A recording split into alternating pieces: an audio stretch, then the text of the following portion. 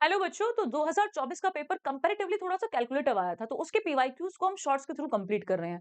अब देखो ये वाला जो सवाल है ना थोड़ा-सा स्टैटिक है। स्टैटिक किस तरीके से है कि अगर x + 1/x का स्क्वायर बराबर 3 के होता है, तो यहाँ से नॉर्मल आइडेंटिटी होती है, आप इसे नोट कर सकते हैं कि x की पावर 6 होती है, वो -1 के बराबर होती है।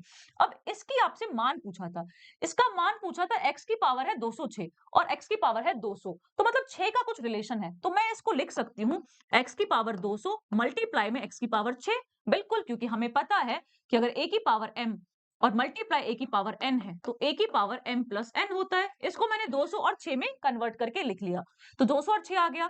यहाँ पे आपका x की पावर 200 का 200 रहेगा, प्लस का प्लस, x की पावर 90 है, इसे भी ऐसे करोगे तो x की पावर 84 डॉट x की पावर 6 लिख लोगे, प्लस यहाँ पे x की पावर 84 है, प्लस 18 है तो ऐसे x की पावर 6 और मल्टीप्लाई x की पावर 12 लिख सकते हो। यहाँ पे x की पावर 12 है और प्लस में x की पावर 6 प्लस 1। अब हमने क्यों इसको x की पावर 6 में लिखा? क्योंकि जो उसने वैल्यू दी है हमें, इस आइडेंटिटी को हम यूज करते हैं। अगर ये इसके बराबर होता है तो x की पावर 6 -1 के बराबर है।